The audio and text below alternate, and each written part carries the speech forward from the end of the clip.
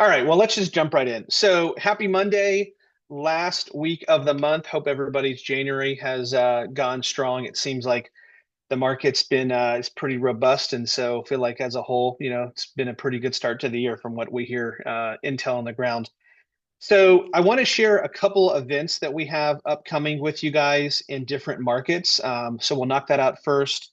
We want to talk about the market a little bit as far as like we've got a Fed meeting this week and what are rates doing. And then I found a really cool article online. I guess less of an article, more of a very in-depth tweet, but very thoughtful. And I wanted to spend some time going through that. And I'll put the links to all of this stuff in the chat as well for everybody so you can all see it. So with that, let me go ahead and share my screen and we will get this show on the road. Okay. All right. So just as a reminder, if you guys ever miss a call, if you have a coworker that would like to jump on these, certainly, no cap on audience, the more the merrier. But if you ever want to rewatch one of these, we've got a YouTube, it's my personal YouTube page, but we host them there.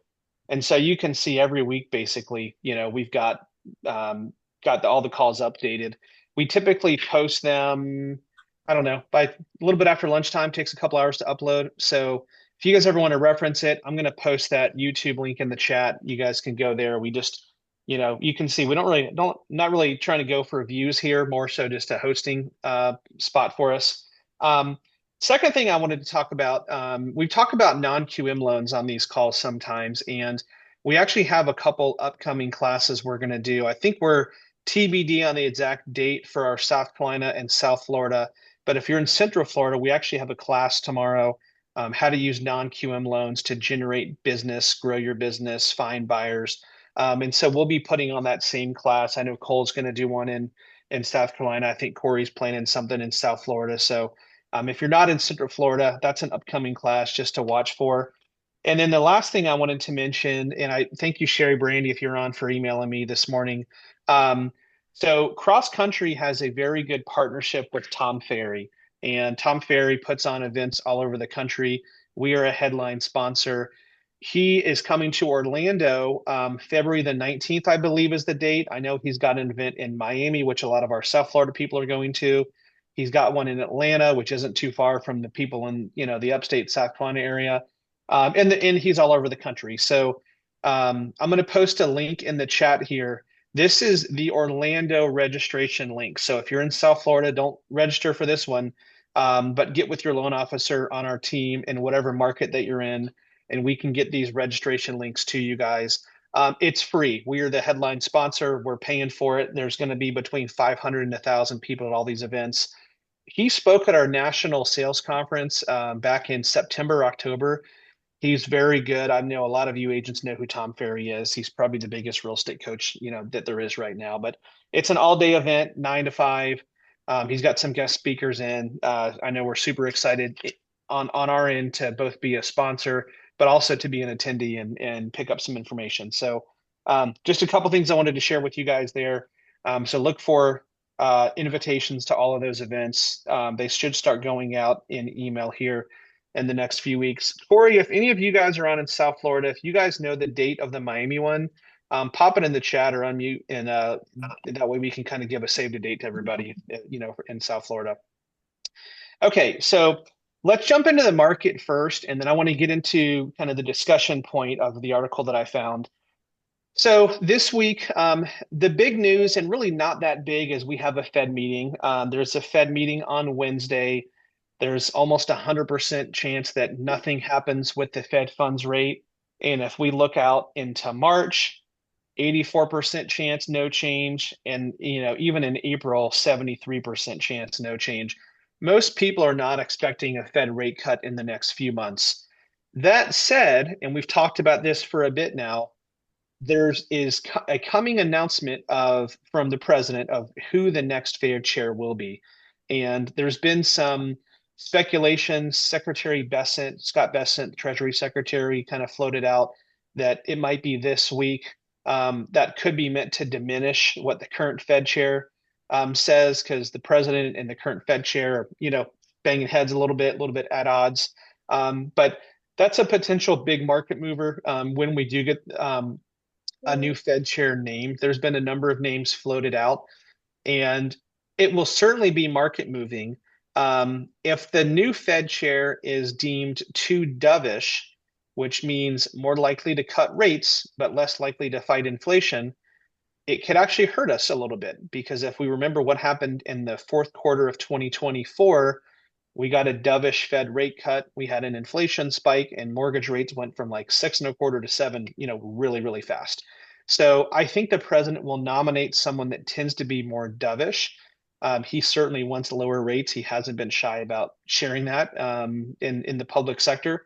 But we've got to make sure that if we get a dovish Fed chair, which I think we will, someone more likely to cut rates and try to follow President Trump's agenda, we need to make sure that they at least throw a couple qualifies in there, like, but only if inflation is cool, things like that. So that'll be a market mover. The Fed meeting itself this week is kind of a non-event, so we can all kind of sleep through that. Not really gonna move markets at all. But a new Fed chair, if that happens and when that happens, will certainly be a market mover. On the economic report side of things, so outside of the Fed meeting, there's not a lot of major economic news this week. Producer price index, which is an inflation measure, but not the most important, is released on Friday. Fed Chair Powell will give testimony on Wednesday. I don't think the market's really going to be paying a ton of attention because his time is coming to an end. Kind of like a lame duck, if you will, to use the political term, a politician near the end of their term that has, just kind of has less power. Good morning, everyone. Aaron Duba.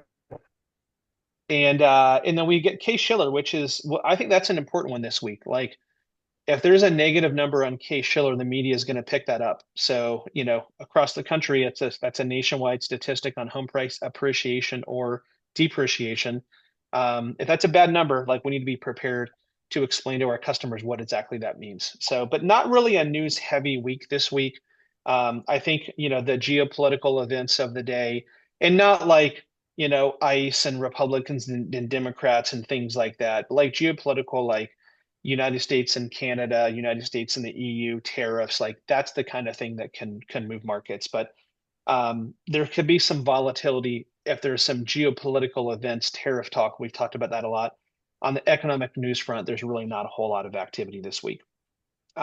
So I wanted to take some time today. This is what I wanted to talk about. So this chart, and Redfin has posted something similar to this. Oh, this is in a little bit similar data, different visual. I actually like it better. Redfin for a while has been posting data that shows the number of home sellers. I'm guessing that's taken by NAR listings compared to the active number of home buyers. And I'm not sure exactly where they get that from, maybe active searches and, realtor.com or, through, MLS or something like that. But, there's been a lot of reporting that there's more sellers than buyers. Therefore we're kind of in a buyer's market, right? Supply and demand. That's not a secret to anybody. I like this chart, and this is why I share this. And I'm actually going to do a social media post on this today. I'm going to do the green screen Instagram background so people can see it behind you. I think that's a good feature for this. This shows the percentage that buyers exceed sellers or seller exceed buyers. And it goes back to when they first started compiling the data in 2013. And so you can see like 13 through 16, there were more more sellers than buyers, right? In this range. So that was a good buyer's market. And if we think back, those of us that were around 2012, 13, 14, 15, really good time to buy, right? Wish I would have bought a lot more real estate 12, 13 years ago, because there was an imbalance, more sellers than buyers, 10, 20, 30% more sellers. Pretty even market in 16, 17, 18, a little bit of spike in 19 and 20, again, more sellers. Very short temporary surge of sellers greater than buyers at the beginning of COVID for about that long because nobody was looking for houses for a couple weeks. And then for a couple years, it completely flipped. And we had significantly more buyers than sellers, right? More buyers than sellers with record low interest rates here. That's what pushed prices higher. kind of led to some of the challenges we're seeing today with affordability. And really, ever since 2022, outside of a little bit of a window, like in summer of 2023, that trend has been going up, and there's been more and more sellers and less buyers to the point now where there's 47% more sellers than buyers. Again, I think the seller piece of this is probably easy data to compile. I'm not sure how you come up with the buyer statistics, but it's got a 13-year track record now. And so, however they compile the data of the number of active buyers, whether that's accurate or not, we have 13 years of data. So even if we don't like the method that it's compiled or trust in the accuracy, the data and the way they compile it is the same. And so you can see that trend. And certainly this is not a surprise to any of us on the call today that there's more people trying to sell homes than on the other end trying to buy homes. Um, that leads me to think that it's a really good market to buy, right? There's less multiple offer situations, more price reductions, more seller closing cost credits or other concessions that are available. Not to the degree, but similar to 2020, 13, 14, and 15, where things favor the buyers a little bit from a negotiation standpoint. But here's what I wanted to share with you guys today. So as I'm going through, and I found that on Kobe SE Letter, which is a feed on Twitter or X that I follow that I think a lot of you guys probably do as well. So here's the Kobe SE Letter post, and then this person, and I don't even know who this is, um, wrote a very long response. And so I think a lot of times, like when you think about reading news or how news is fed to us, like in the political climate, like with what's happening with like ICE and protesters right now, people are react to the news very emotionally, one side or another, like very emotionally it's this person's fault or emotionally it's that person's fault. And I think that the political climate that we've had for gosh, probably 10, 15, 20 years now is such that people often react before they analyze. And what I liked about this guy's article, and I don't agree with everything in this article, and I'm going to kind of walk you guys through this, but I liked how thoughtful it was. And I'm going to post this link in the chat. I would encourage every one of you to review, read his whole kind of commentary. It's going to be a little bit more negative towards the real estate market than you guys are going to like, and I don't necessarily agree with it, but read it before you react. And I think reading and analyzing information before we emotionally react is the best way to kind of come up with, okay, well, what's my opinion and do I agree with that? And so I'm going to read some of this to you guys. I'm going to go through some of his conclusions and love to get some feedback from you as well, just to see what you guys think. And so I'll read some of this, and I hate to do that, but some of you may be driving or on a cell phone where it's hard to read this, so I popped it in the chat. But um, the market is structurally broken. The buyer-seller imbalance isn't just extreme on a relative basis, it's absolute. The signal isn't that there are more sellers than buyers. The signal is that demand has collapsed to a historic low level and price hasn't adjusted. The system is frozen by monetary distortion and psychological anchoring. And he gets into more details about these two. So what is monetary distortion? Okay, that's keeping buyers on the sidelines because they have an unrealistic view of what a good interest rate is, how to make housing affordable, right? They hear of interest rates that were available just a couple, 3, 4, 5 years ago and wish that they were available today, and they're not. And we talked on this call a lot about we think rates are going to drift lower this year, but 5.5 may be the floor. And people that have a reality that rates should be 2 or 3 or 4%, it's probably an unrealistic reality. And certainly that's keeping buyers out of the market. And so part of this supply and demand imbalance is lack of buyers. And part of lack of buyers, I think, is unrealistic expectations of monetary policy and where interest rates should be. On the other side, psychological anchoring, and he gets into more of this in detail later, that's on the seller side of things. My house is worth X. My house should be worth this. I have the best house in the neighborhood.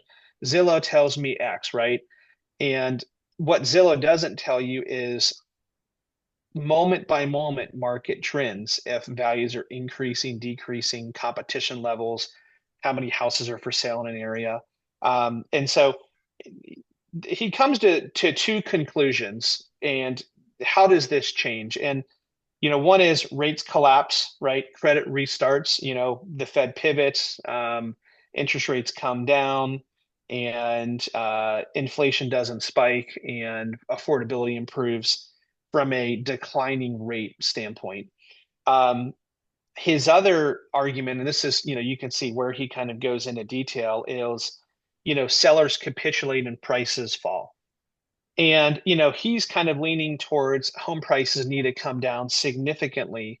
And that's where I disagree a little bit. So, when we talk about affordability, there's three things that could improve that: declining interest rates, declining home prices, or increasing incomes. And I think increasing incomes on a significant scale is unlikely to happen. Yeah, I think income and employment is probably going to keep trending along like it has been, which is, not in a recession state, but certainly not booming and robust where incomes are escalating at a rapid pace. Um, I also don't think that home prices are going to go down significantly, and I don't think interest rates are going to go down significantly. So, um, people that are looking for a quick correction, or this author's case of a quick decline in values, I don't think it's a quick move. No. If you think back to post like '08, okay, so how long was the run up before 2008? It really started in 2003. It went through like 2006, and by 2007, prices were falling. The market was collapsing. It was a 3-year run up, and it was almost immediate where things turned and prices fell. And prices fell in 2007 a little bit, and then really 8 and 9, and that was kind of the bottom. But it happened quick. And so when bubbles burst, they burst fast. And where I appreciate this author's lengthy commentary and very thoughtful formulation of his opinion, I disagree in that, and I think it's all important for all of us to come to our conclusions. If the real estate market was going to burst, it would have burst quickly, like a balloon popping, not like air slowly seeping out. And so when did the market top out? Like when was the peak? Like before the '08 crash, the peak was like end of 2006, early 2007, and then it turned really quick. When was the peak here? Summer of 2022. We're 3.5 years from the peak, and we haven't had a burst. We've just had, it's kind of like, either blowing a tire or having a slow leak, right? We've had a slow leak for a couple years, and it's been painful for a lot of us in the real estate industry, but a slow leak doesn't cause a burst. And so I think we're going to have a slow leak for another year or two, and probably soft, values, slightly lower rates, slightly higher incomes. It's just going to take time for us to catch up. And so where I disagree with his opinion is he thinks it's going to be a quick burst. I feel like if we were going to have that burst, it would have already happened. It's just going to be a slow leak. And so he says um, this ends one of two ways, meaning the gap between sellers and buyers. One is that rates come down, affordability immediately improves, or two is that sellers capitulate, prices fall. There's actually a third, and I think the third is more likely, which is we continue on the same pace we've been on, which is a very, very slow, somewhat painful, somewhat frustrating, but slow improvement in affordability. And if you look at all of the measures over the past couple of years, mortgage payment as a percentage of income and things like that, those are all slowly starting to move in the right direction. What he doesn't point out, which I think is an important factor, and I think it's important for us to have discussions, so sellers capitulate in prices to fall hard. That would require sellers having distressed sales. And it certainly happened in 2007, 8, 9, and 10 because people were upside down and they were stuck in mortgages they couldn't afford. And I think what's different this time around is if I'm sitting a lot of equity and I want to sell, but I have hundreds of $1,000s in equity and I've got a 3.5% mortgage rate or better and a payment I can afford, I don't need to sell. And so when we talk to buyers, like I did a consultation with the buyer this morning, and it was there's a house she's interested in that's 4 days on the market. And so that discussion was that's probably going to sell, for near listing price. If it was a 4 or 5 months on the market, maybe there's room, for her to negotiate. And so I think because sellers have so much equity and so many are free and clear, even though there's a supply and demand imbalance, I think it's important to consider, and I don't think anyone talks much about this, but what percentage of sellers are motivated? What percent of our sellers want to sell? What percent need to sell, maybe because of a relocation? And what percent are just dumping their house, right? In 2008, 9, and 10, people were dumping their houses and upside down and having foreclosures and short sales. There was no motivation for them to keep their price higher because they weren't receiving any cash from the sale. And I think that's a different component today. And I don't think you're going to see any nationwide falling in home prices until you see direct distress sales skyrocket. Um, the foreclosure numbers on conventional mortgages, which is the vast majority, are still historically low. FHA foreclosures are higher. FHA is a small percentage of the market, I believe 25% or less. So even with FHA rates defaulting, that's not a huge market mover nationwide on a grand scale. But certainly, and some of you guys have said it on previous calls, like there's some short sales out there, like a buyer that did an FHA mortgage that put no money down or a bond program the last 2 or 3 years. If they have to sell because they lose their job or somebody gets sick or something like that, yeah, they're probably upside down and it's a short sale. And so that'll have somewhat of a downward pressure on prices. But if you guys all ever who saw the movie The Big Short? Anybody see the movie The Big Short? Okay, so if you haven't watched it, I'd encourage all of you to watch it. It's probably on Prime or Netflix or something. One of my favorite movies of all time. And Ryan Gosling is a bond trader with Deutsche Bank. And there's this scene where he uses Jenga. If you guys know Jenga, the game where you kind of pull the blocks out and try not to make it fall. And he basically says, okay, the top of the Jenga stack is your FHA loans or your lower credit or your distress sales and things like that. And if those fall, you pull that Jenga block out, the market itself doesn't collapse. But what happened in 2008 is the very bottom of that bucket. It's your conventional 20% down buyer, great credit and jobs. If those start to fail, the whole system comes crashing down. And that's what happened in 2008. And that's not what's happening now, not even close to what's happening now. So, um, anyway, I wanted to share this because it made me think last night. And anytime we read something and we haven't already made an opinion, I think that's important. And if it helps us more clearly express our opinion, I think that's important as well. So, I'd encourage you guys to all do the same. It kind of, made me a little more clear minded of what do I think is going to happen in the real estate market in the next 3, 6, 9, 12 months. And I think it's important too for us to be able to convey that to our customers because they want to know, is it a good time to buy a house? And so I'll circle back to what would make it a good time to buy a house? If you find a house that you like, if you feel like you can afford it, and if you're going to live there for a little while, right? Those to me are like the three criteria that make it a good time to buy a house. And which has kind of historically been the case, right? If I'm happy with the house, if I can afford the payment, and if I have a time frame duration that's not to make a quick buck, then I think it's a good time. And so that's kind of the message we try to share with our clients, and I think you guys probably do as well. But um, anyway, just wanted to share that with you guys. So thought it was a good exercise. I'm going to pop in the chat real quick here because it looks like there's a bunch of questions or comments or things like that I see. Let me just see if there's anything I need to answer. Um, Like the biggest thing we're getting hit with is the link that you showed us for the Tom Ferry registration. okay, so that's in the chat at the very top, I believe. I posted it, but let me shoot that in here again one more time. I'll get that at the bottom of the chat. And if you guys, and that was the Orlando one, so just get with the loan officer you work with on our team, and we'll get that link directly in your hands. Um, but I think that was the Orlando one I posted there, Jen Fanning. I think a few people asked about that. And if you are in South Carolina, text Cole. I think Cole just popped that in there to get the link. She's working on some plans, maybe some road trip type of stuff going on. And I think that was all the questions I saw, Aaron. I believe we're good. Perfect.